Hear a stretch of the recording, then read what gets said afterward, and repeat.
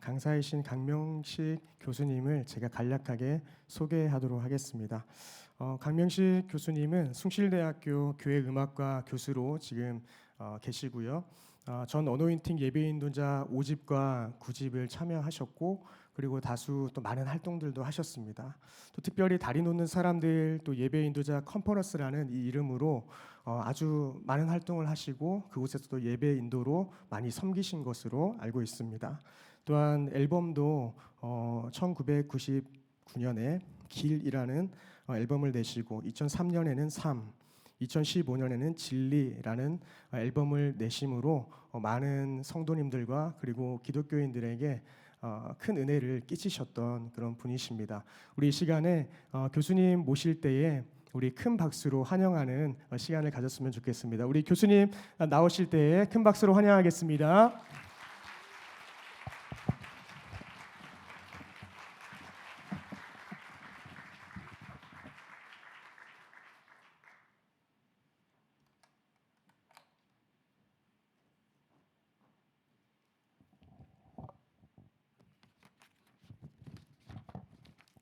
환영해 주셔서 감사하고 또 반갑습니다. 정윤교회 저도 전국 꽤 많은 교회들 다녀보고 교회 이름들이 요새는 굉장히 이렇게 재밌는 교회 이름들도 있고, 근데 정윤교회라는 이름은 처음 들어봐서 어떤 의미가 있나 궁금했는데 아까 목사님하고 잠깐 교제하면서 그 배경을 쭉 듣고 또 참 귀한 배경이 있는 교회구나 그렇게 생각했었습니다.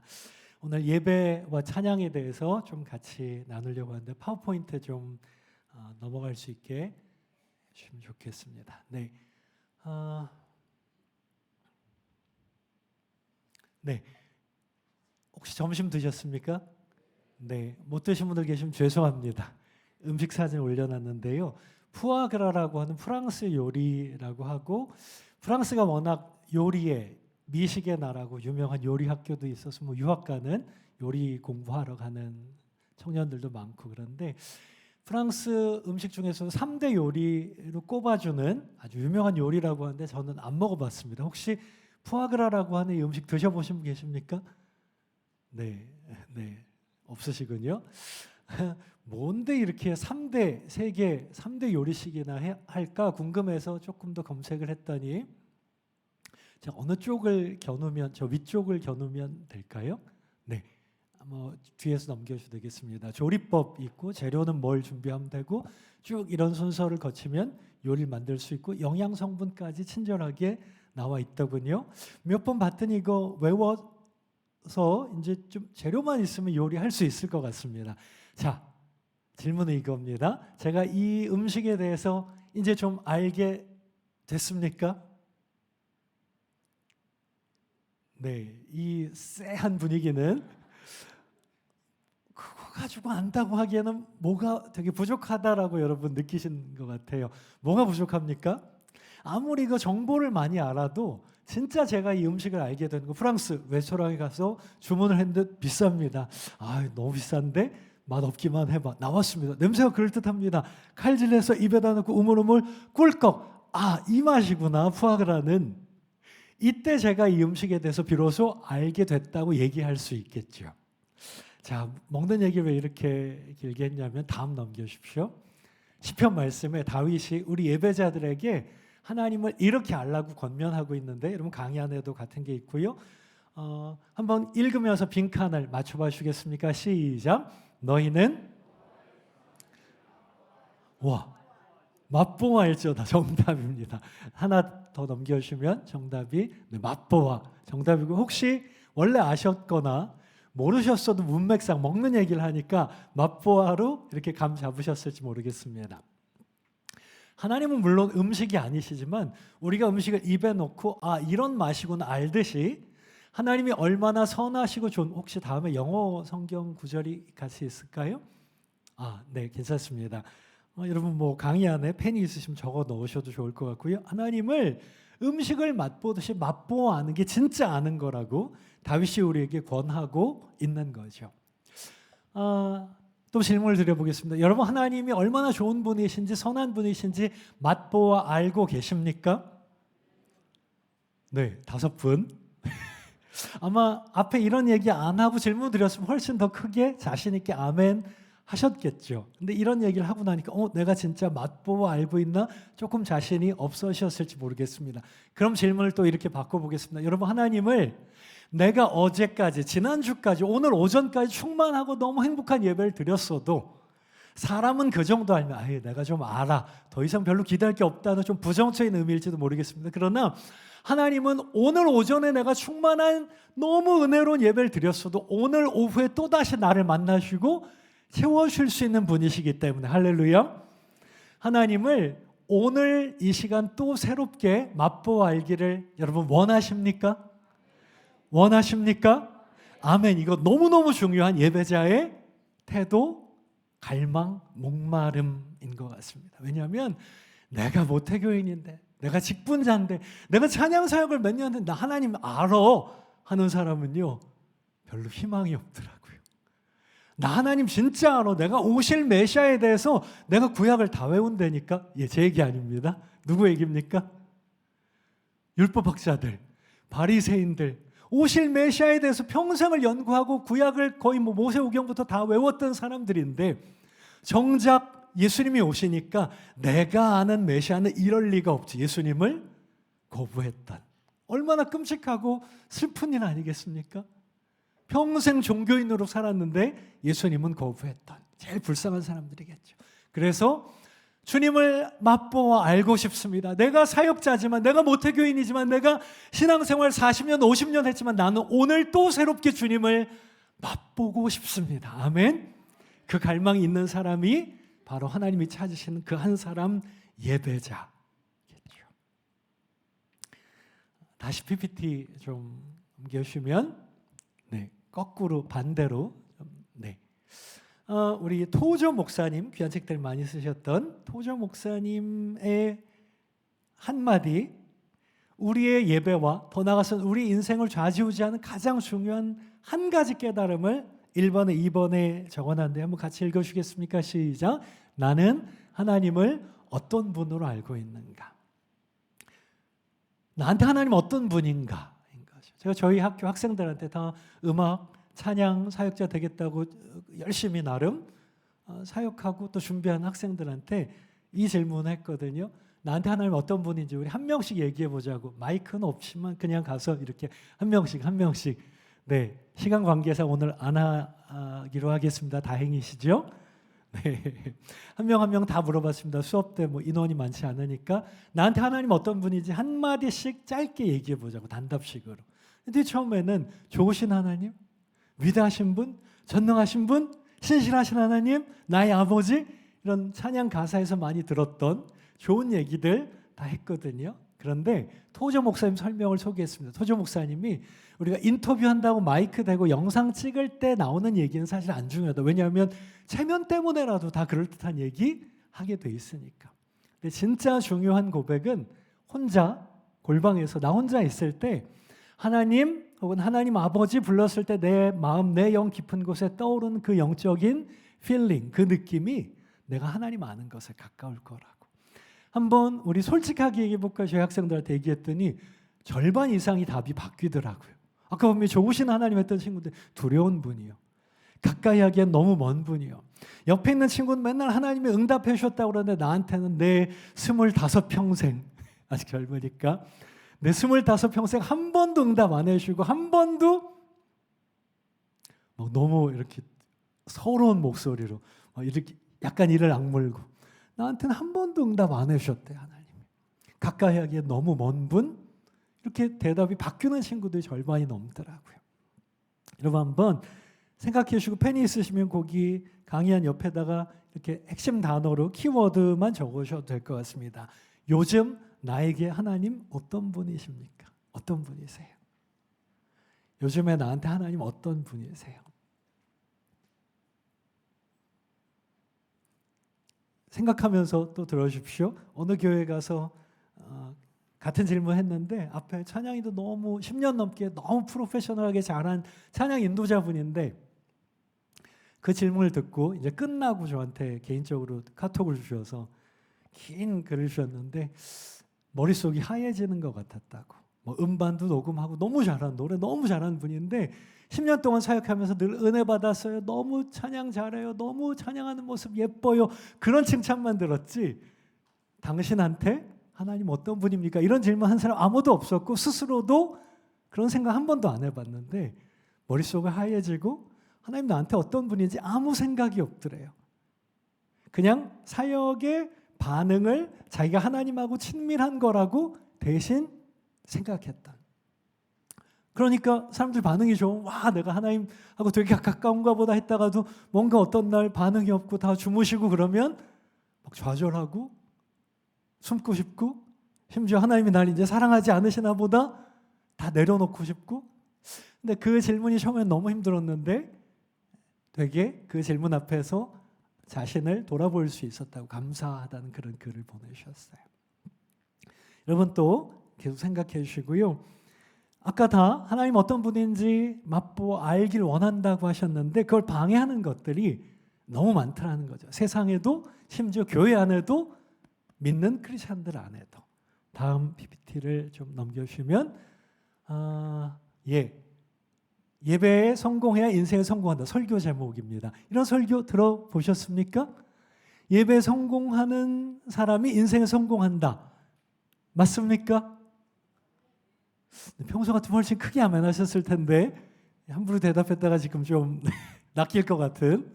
네, 옆에는 이제 아이 키우는 부모님들한테 많이 권해드렸던 신앙서적 베스트셀러 중에 하나인데 예배 드리는 자녀가 성공한다. 맞습니까, 여러분? 이 우울한 톤은 뭘까요? 네, 저도 그렇게 믿습니다만 문제는 우리가 생각하고 꿈꾸고 부러워하는 성공이랑 하나님이 성경이 말씀하신 성공이랑 비슷할 때도 있지만 전혀 다를 때도 많다는 거. 다음 넘겨주시면 네, 여러분 주일학교 자료에서 퍼왔고 여러분 피곤한 주일 오시가니까 어린이 설교 스타일로 잠깐만 해보겠습니다. 어린이 여러분 네, 목소리들이 많이 좀 네. 어린이 여러분 누구랑 누구죠? 가인과 아벨. 오 정말 똑똑해요. 어떻게 알았어요? 아무 설명도 없는데 가인과 아벨이 뭐 하고 있죠? 하나님 앞에 제사 예배 드리고 있는데 누구 예배를 하나님 받으셨죠?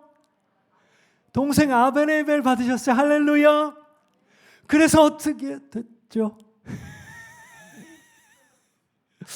네, 다음 그림 넘겨주시면 이건 좀 그림체가 다르지만 너무나 끔찍하게 형의 질투를 사서 죽었단 말이에요. 저도 주일학교 때부터 이 성경 본문을 수없이 배웠는데 이 뒷부분에 대해서는 제대로 설명을 들은 기억이 잘 없어요. 아마 아이들한테 너무 충격적이어서 그랬을까요? 사실 어른들에게도 굉장히 이해하기 힘든 부분입니다.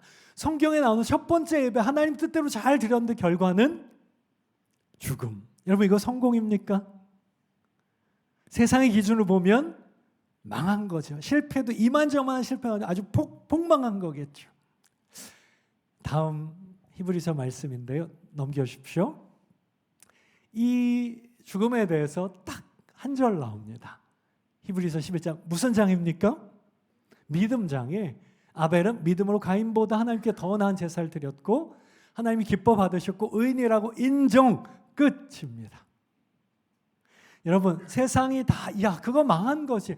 하나님 기껏 잘 믿어서 그 꼴 날려고 그렇게 열심히 믿었어? 주일날 그냥 쉬기도 바쁜데 놀러 가기도 바쁜데 주일날 그렇게 열심히 드렸어. 이 꼴 날려고 아무리 손가락질해도 비웃어도 하나님 한 분이 인정하시면 그것이 성공이라는 말씀. 아멘이십니까? 네, 요즘 불편한 표정이신 것 같습니다. 믿음장을 좀 더 보겠습니다. 다음 넘겨주십시오. 믿음의 승리자들, 나라들 정복하고 정의를 실천하고 약속된 것을 받고 사자 입을 막고 사자굴에 던져졌지만 천사를 통해서 살려주신 누구 떠오르십니까?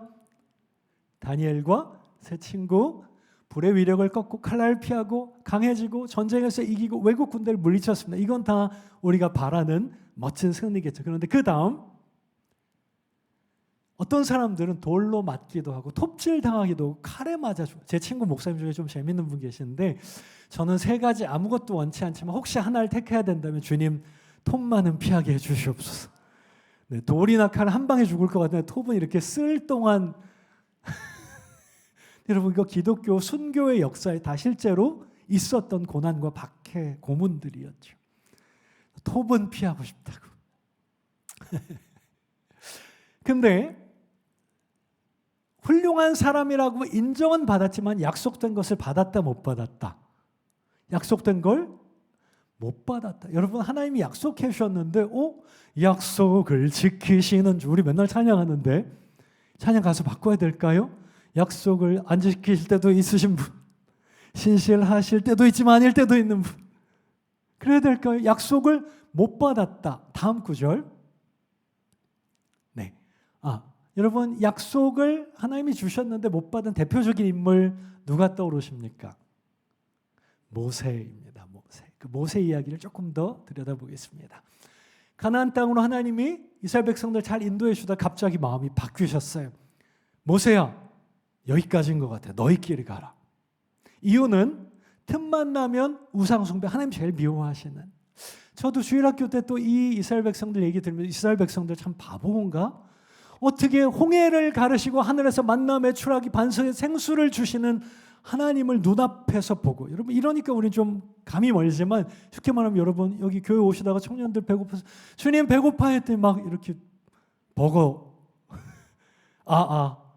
아메리카노 음료 생수 막 뚝뚝 떨어지는 거예요. 어떠시겠어요? 하나님 힘들어요. 그럼 막 부름기둥 불기둥 가려주시고 그런 하나님 내가 보고 있다면 저 어린 마음에 야 내가 홍해를 가르신 하나님 봤다면 한눈 안 팔고 하나님만 사랑할 것 같은데 이스라엘 백성들 어떻게 틈만 나면 하나님 잊어버리고 우상 숭배하지? 참 바보 같다라고 생각했는데 어른이 돼 보니까 딱 제 모습이더라는 거죠. 위기 때 힘들 때는 하나님 한 번만 도와주시면 정말 주님만 사랑하고 주님만 의지하겠습니다. 그런 기도를 수없이 했는데 그때뿐이고 그 위기가 지나가면 또 교만하고 내가 잘해서 잘 됐는 줄 알고 하나님 없이 너무 잘 살고 하나님이 약속은 지키시려고 하는 거죠. 너희끼리 가나안 땅에 있는 그 앞에 9절 1, 2절에 보면 천사를 통해서 인도해 줄 거야. 근데 나는 더 이상 너희랑 못 가겠어. 약속은 지키시려고 하시는 것 같습니다. 여러분 만약에 모세가 되셔서 우리 아까 찬양 인도해 주신 목사님 제일 모세 닮으신 것 같아서 예, 각본에 없는 질문이라 죄송합니다만 하나님이 모세야 좀 화난 목소리로 여기까지다 너희끼리 가라 그러면 어떻게 대답하시겠습니까?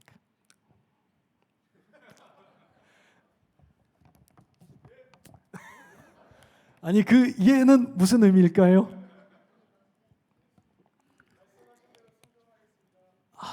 그리고 가나안 땅에 들어가시겠다는 거죠. 하나님하고 빠이빠이하고 네, 솔직하게 대답해 주셔서 감사합니다만 네.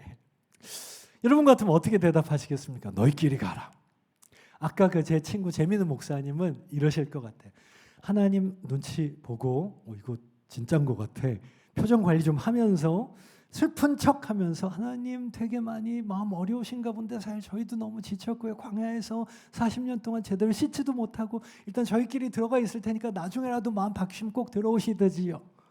하고 뒤도 안 돌아보고 그냥 신나게 룰루랄라 하면서 가나안 땅 들어갈 것 같대요. 왜냐하면 사실 하나님하고 동행하는 거 별로 편치 않았대요. 굉장히 불편했고 저 불기둥이 언제 날 덮칠지 알고 하나님하고는 굳이 끝까지 안 가도 되는데 가나안 땅만 보장해 주시면 오케이.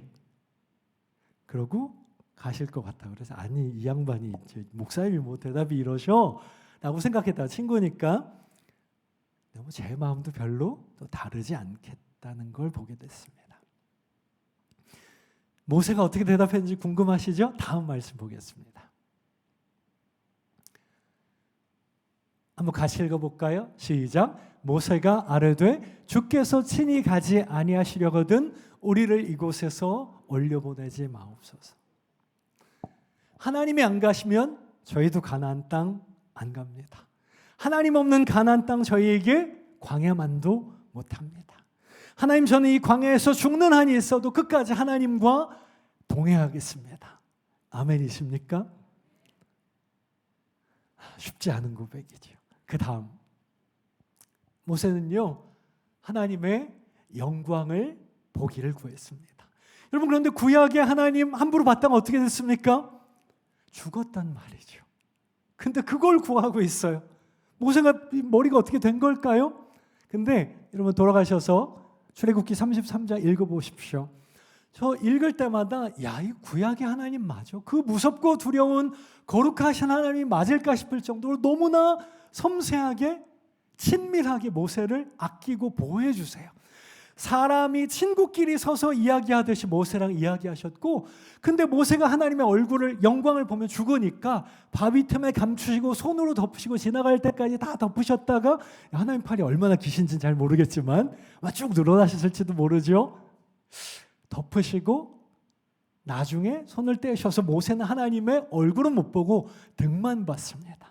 그런데도 모세의 온 얼굴과 온몸에 하나님의 영광이 임하셔서 이스라엘 백성들이 모세 앞에 막 경배하려고, 모세 죽이려고 했던 그 이스라엘 백성이 앞에 엎드러질 정도로 하나님의 영광이 모세를 덮으셨다는 거죠. 다음 사진. 네, 여러분 영어 찬송가 가사지만 멜로디 보시면 익숙하신 곡이죠.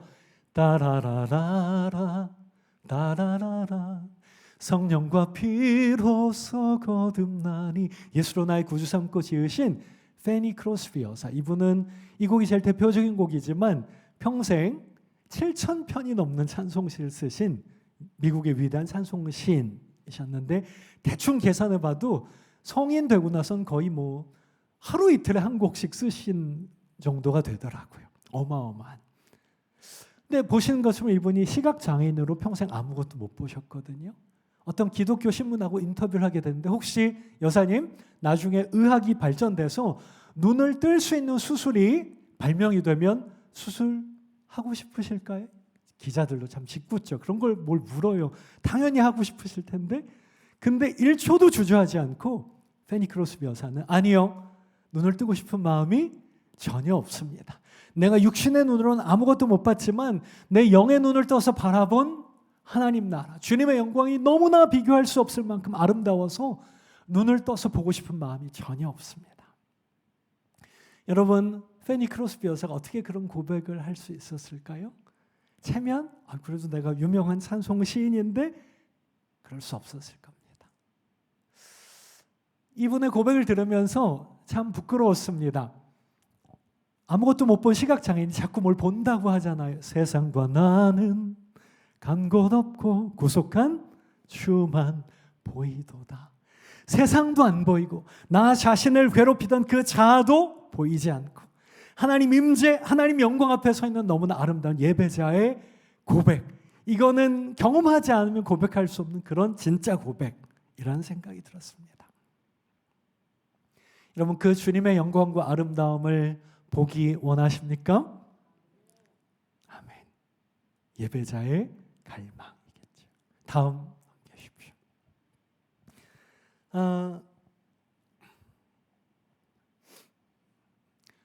종교개혁자, 동시에 여러분 또 잘 아시는 찬송가, 내 주는 강한 방패와 병기 되시니, 네, 아주 힘찬 영적인 전쟁, 우리가 종교개혁주일 같은 데 많이 부르는 찬송을 작사, 작곡, 심지어 화음 편곡까지 직접 했던 500년 전 분인데, 우리가 지금 보는 찬송가의 화성은 사실 너무 어려워서 좀 단순화시킨 화성이랍니다.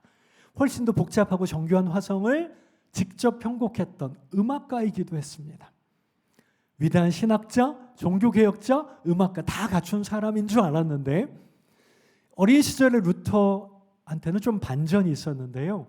루터의 아버지가 너무나 잔인하고 무서운 아버지여서 걸핏하면 잘못도 하지 않은 아들, 친아들인데 의붓아버지 아닌데 화나면 말 때리는 채찍으로 아들을 피가 나도록 때렸답니다.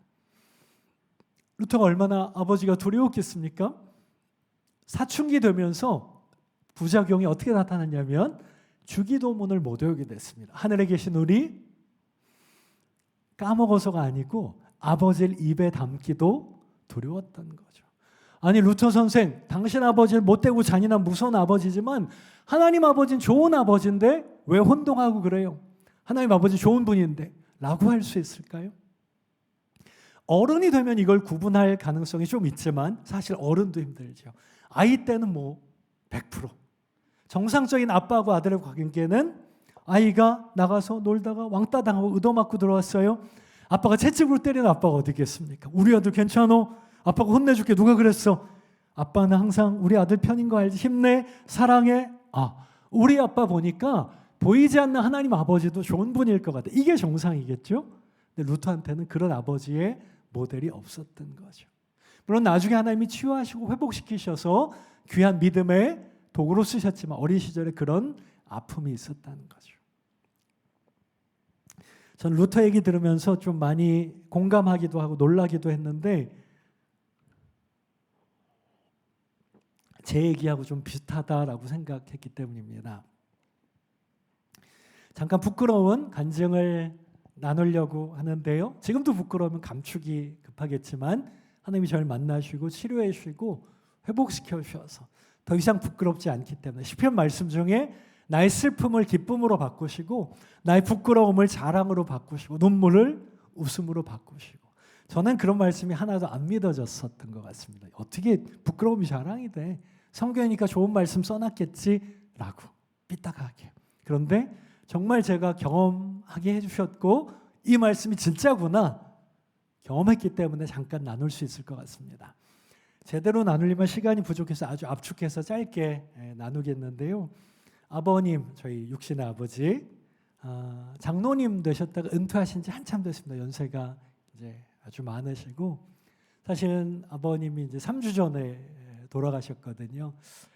그래서 이제 생전에 이렇게 얘기를 해야 될 것 같은데 젊은 시절의 아버지 장로님 되기 전에는 아주 다혈질에 술 많이 드시고 집안 다 때려 부수고 가족들 때리고 어떨 때는 칼을 들이대고 같이 죽자고 가족들이 위험한 순간들이 참 많았고 또 바람을 계속 상대를 바꿔가면서 바람을 피워서 어머니 가슴을 다 찢어놨던 그런 아버지셨어요.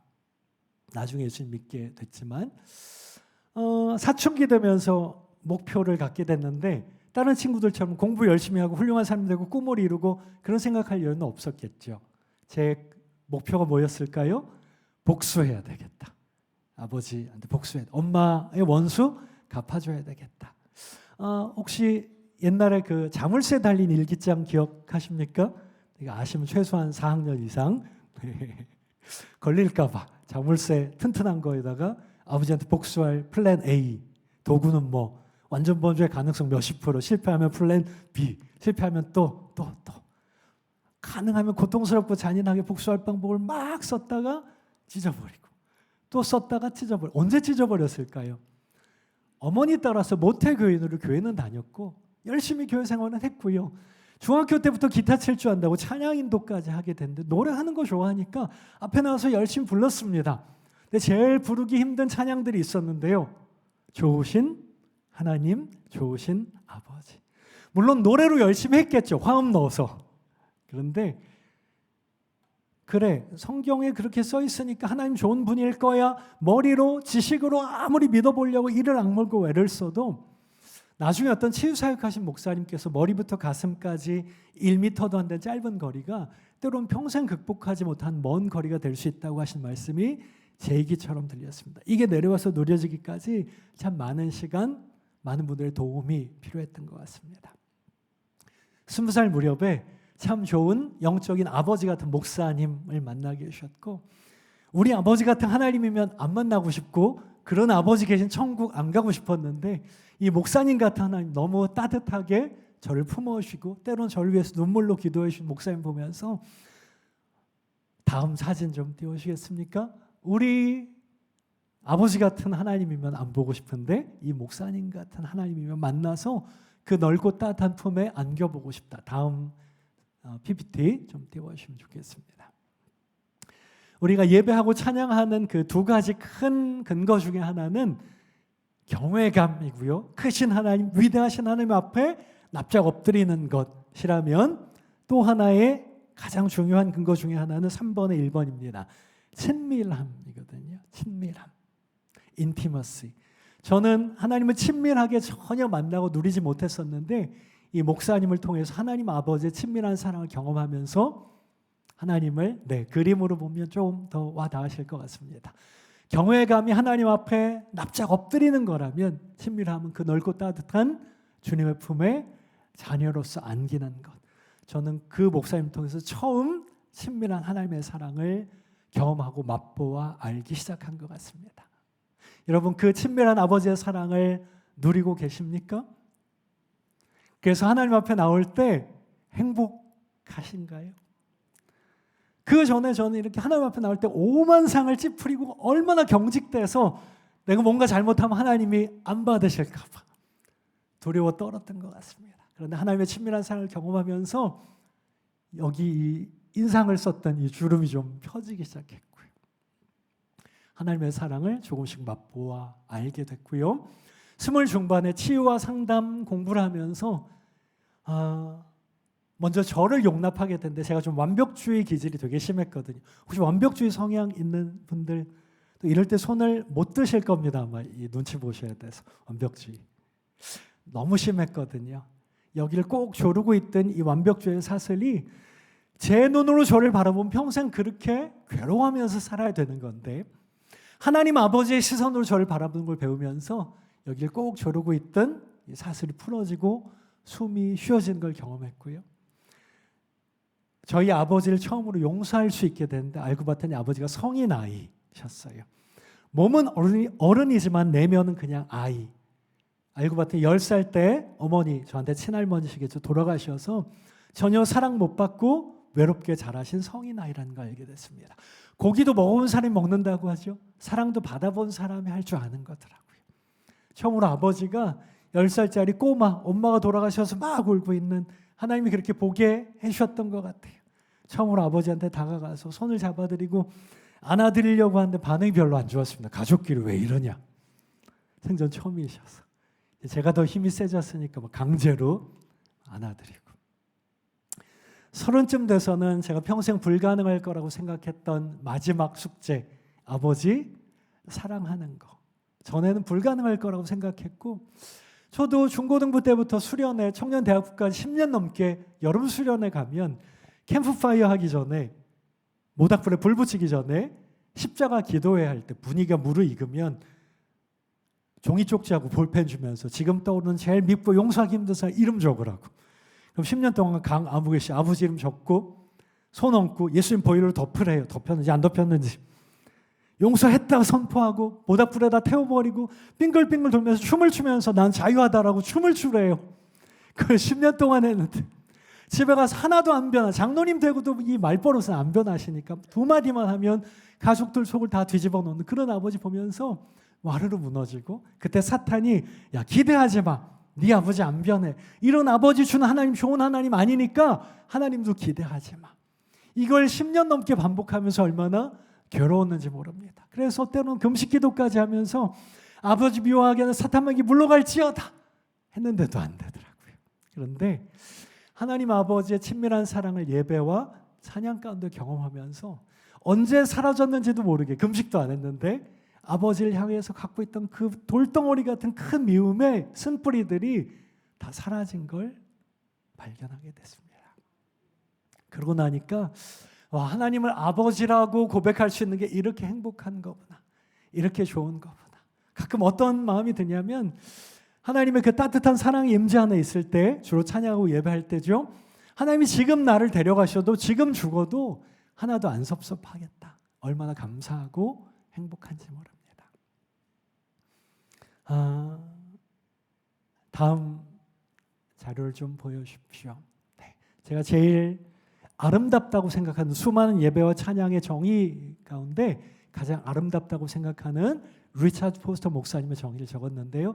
진짜 찬양, 예배, 기도는 앞에 주어만 다르고 뒤에를 계속 똑같이 얘기하시더라고요.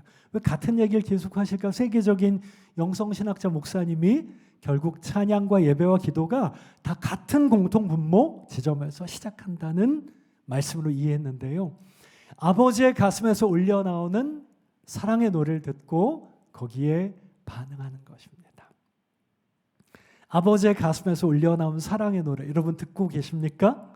이분이 그냥 감상적으로 하신 말씀이 아니고 여러분 잘 아신 스바냐 3장 17절 너희 하나님 여호와가 너희 가운데 계시니 구원을 베푸실 전능자 그가 너로 인하여 기쁨을 이기지 못하시며 기쁨의 원어를 찾아봤더니 하나님이 우리를 바라보면서 경기를 일으킬 정도의 극단적인 기쁨으로 우리를 기뻐하신다고. 쉽게 얘기하면 미칠 정도로 하나님이 우리를 사랑하신대요.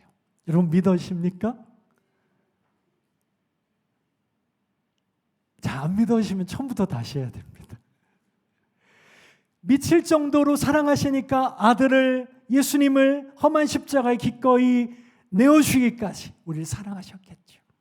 즐거이 부르며 기뻐하시리라가 하나님이 우리를 향해서 singing over you, 우리를 향해서 노래하신다는, 우리가 하나님을 향해서 열심히 아름답게 찬양하는 것 이전에 하나님이 우리를 바라보시면서 기쁨을 이기지 못하시고 사랑의 노래를 불러주신다는 그런 말씀입니다. 우리 찬양팀 좀 나와주시고요.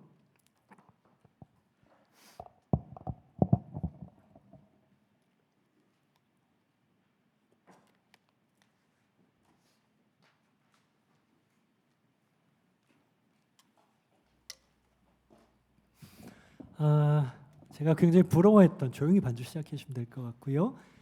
아주 부러워했던 한 친구가 있는데 저희 아버지랑 180도 다르게 너무 아들 따뜻하게 사랑해 주던 신앙의 아버지. 볼 때마다 나도 저런 아버지 밑에서 자랐으면 지금보다 몇 배 훌륭한 좋은 사람이 돼 있지 않을까 늘 부러워했던 친구인데요. 이 친구는 또 다른 오해를 갖고 하나님을 오해해서 고생을 많이 했답니다. 어떤 오해냐면 굉장히 똑똑하고 거의 1등 하던 친구인데 1등 못하고 머리가 못되고 꼬리가 되면 하나님이 나를 버리실 것 같은. 여러분 하나님 그런 분일까요? 1등만 기뻐하실까요? 네, 세상의 성공주의적인 가치관 때문에 하나님을 오해했던 것 같습니다.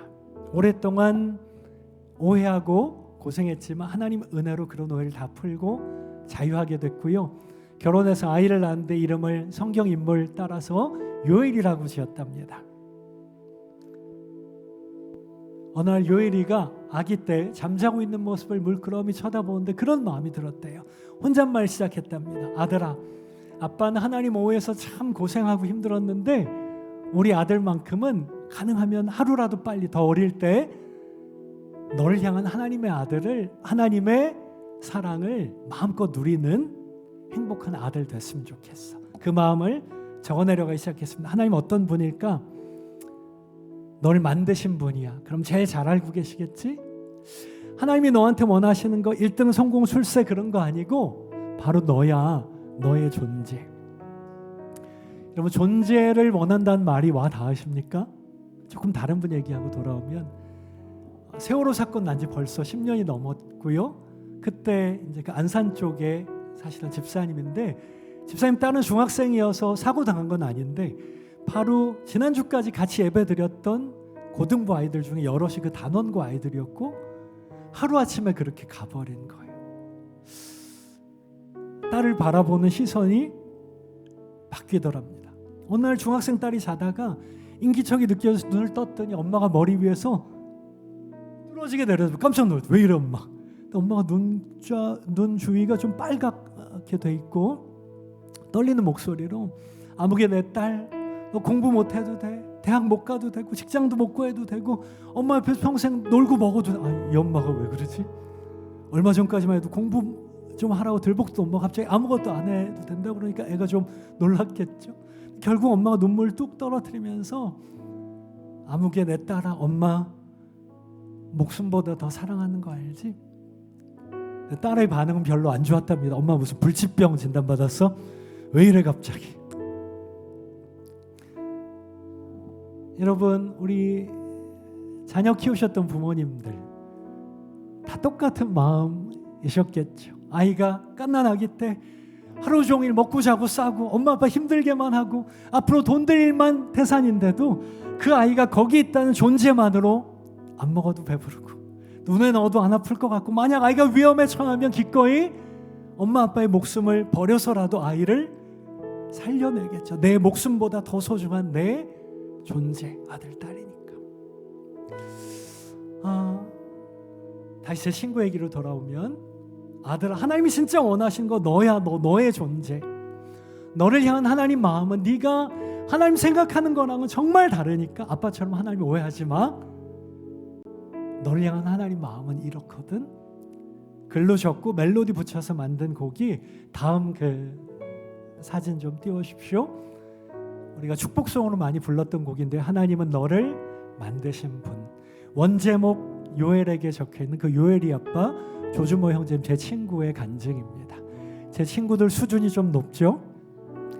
저도 그런 줄 알았습니다. 이 스토리를 모르고 세상 멋진 아빠, 아들 향해서 축복송을 만들어주면 이런 멋진 아빠가 또 있을까라고만 생각했는데 알고 봤더니 하나님을 오해해서 고생했던 아빠가 아들아 제발 너만큼은 아픈 스토리가 있었던 곡이더라고요. 여러분 어디 이 아들 요엘이만을 향한 노래겠습니까? 이 시대의 수많은 요엘이들 모태교인이고 찬양 열심히 하시고 직분자시고 사역자인데도 하나님 마음 거의 누리지 못하고 있는 이 시대의 수많은 요엘이들 향해서 하나님 아버지께서 얘들아 내 마음은 그렇지 않아. 내 마음을 바로 맛보아 알았으면 좋겠어. 제 친구를 통해서 하나님 마음을 전하기 원하셨구나. 그런 마음이 들었고요. 우리 같이 찬양할 때 원래 가사 너만 좀 나로 바꿔서 나를 향한 하나님 아버지의 마음을 좀 그리면서 우리 하나님 아버지의 따뜻한 친밀한 사랑의 임재 가운데로 같이 나가길 원합니다. 하나님은 나를 원하시는 분, 하나님은 나를 만드신 분, 나를 가장 많이 알고 계시며 하나님은 나를 만드신 분, 나를 가장 깊이 이해하신단다. 아멘. 하나님은 나를 지키시는 분, 나를 절대 포기하지 않으며 아멘. 하나님은 나를 지키시는 분, 나를 쉬지 않고 2절로 찬양하겠습니다. 하나님은 나를 원하시는 나를 원하시는 분, 이 세상 그 무엇 그 누구보다 아멘. 하나님은 나를 원하시는 나와 같이 있고 싶어 하신단다. 아멘. 하나님은 나를 인도하는 분, 광야에서도 폭풍 중에도 아멘. 나를 인도하는 분, 푸른 초장 인도하신단다. 그의 생각 셀 수 없고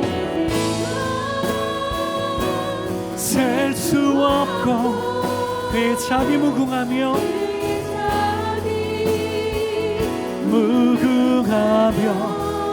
그의 성실 날마다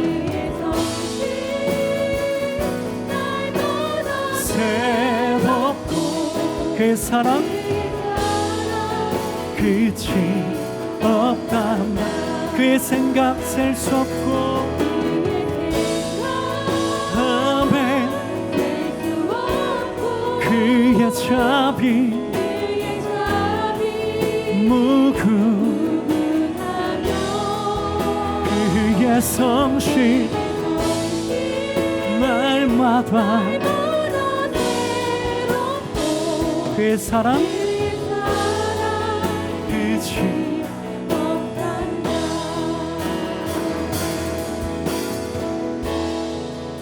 우리 같이 기도드릴 때 어떤 이유에서든지 제 친구처럼 세상이 던져준 거짓말 때문에 하나님을 오해했던지 아니면 저처럼 부모님과 불편한 관계 때문이든지 아니면 이유도 분명하지 않지만 여전히 하나님 앞에 나갈 때 두렵고 뭔가 불편하고 마지못해서 그런 답답하고 두려운 마음이 있는 분도 혹시 계시다면 이 시간에 가슴에 손을 얹고 하나님 내 마음을 어루만져 주십시오.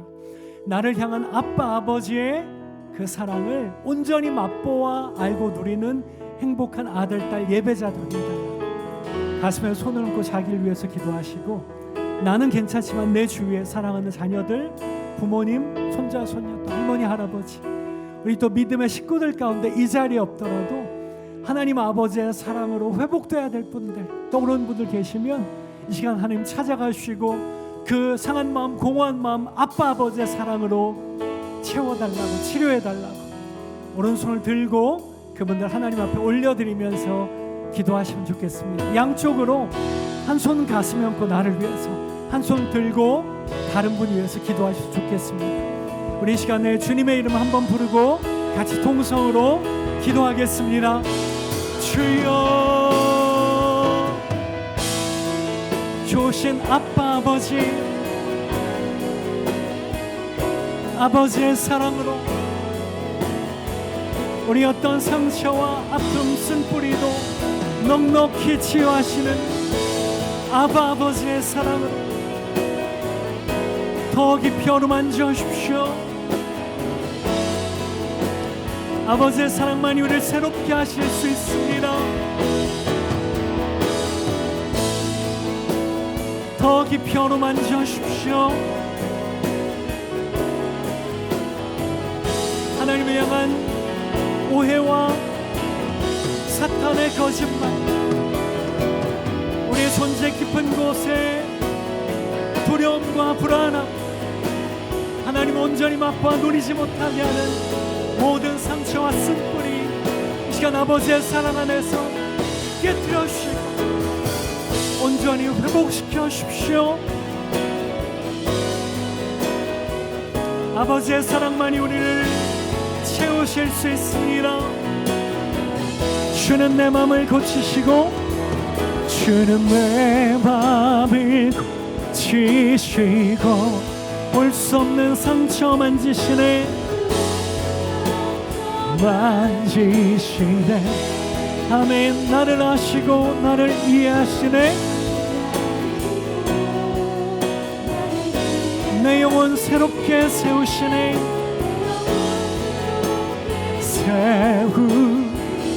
주는 내 마음을 고치시고 할렐루야 내 마음을 볼 수 없는 상처 아멘 나를 아시고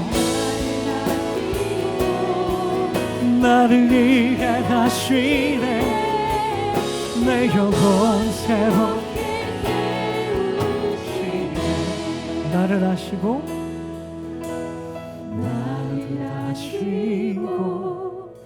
나를 이해하시네 내 영혼 새롭게 세우시네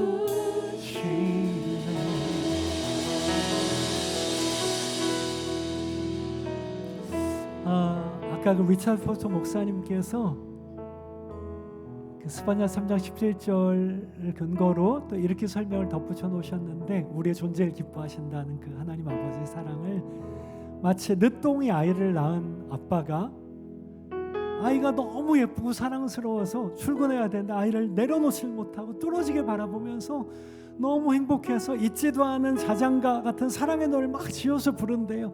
아들아 딸아 너만 보면 내 심장이 터질 것 같아. 너무 행복해. 사랑해 사랑해 사랑해. 근데 그 노래를 듣는 아이가 너무 또 행복하게 그 노래를 들으면서 아빠 너무 좋아해. 또 불러줘요. 또 불러줘요. 또 불러줘요. 그 노래를 누리고 마지막에는 아빠 저도 아빠를 사랑해요. 사랑의 노래를 주고받는 그런 모습으로 묘사해 놓으셨습니다. 우리가 하나님 향해서 아름다운 노래와 연주로 찬양하는 것 귀하지만 그것보다 훨씬 아름다운 노래를 훨씬 먼저 창세전에 시작된 아버지의 사랑의 노래 우리를 인해서 기쁨을 이기지 못하시는 아버지의 노래 더 많이 듣고 누리시는 예배자들이 되셨으면 좋겠습니다. 나만 듣고 누릴 뿐만 아니라 흘려보내는, 요즘에 겉으로는 멀쩡해 보이지만 조금만 가슴속 이야기를 들어보면 너무나 공허하고 너무나 상처가 많은 그런 분들이 장년들은 장년들대로, 청년들대로 얼마나 많은지 모르겠습니다. 어떤 목사님은 부성부제 시대, fatherlessness, 아버지됨을 누리지 못하는 악순환되는 그런 시대라고 안타까워하셨는데요. 아버지의 사랑 먼저 맛보고 누린 예배자들이 그 사랑을 흘려보내고 함께 울고 웃는 치유자들 되셨으면 참 좋겠습니다. 아멘. 우리 그 존재의 기쁨으로 옆에 있는 형제 자매들, 성도님들 향해서 이렇게 축복해 주시면 좋겠습니다. 당신은 하나님 아버지의 기쁨입니다. 시작. 당신은 하나님 아버지의 기쁨입니다. 네, 말씀 안 드렸는데 막 손잡고 안아주시고 이거 너무 좋습니다. 말로만 하는 것보다 훨씬 더 좋은 것 같습니다. 한 번만 더 축복할 때는요, 또한 저의 기쁨입니다. 시작. 또한 저의 기쁨입니다. 또한 저의 기쁨입니다. 그리고 한 번 더 마지막 축복의 인사는 제가 좋아하는 목사님 그 인사말에서 따왔는데요. 너무 멋진 인사말 항상 붙여주셔서요. 당신을 영원히 보고 싶습니다. 되게 멋지죠? 당신을 그렇게 축복할까? 시작. 당신을 영원히 보고 싶습니다. 아멘. 우리 사랑하신 좋으신 아빠 아버지의 사랑을 우리 감사와 찬양의 박수로 높여드리겠습니다. 아버지 감사합니다. 아버지 사랑합니다. 계속해서 아빠 아버지의 사랑을 우리에게 흘려 보내십시오. 할렐루야, 할렐루야, 할렐루야.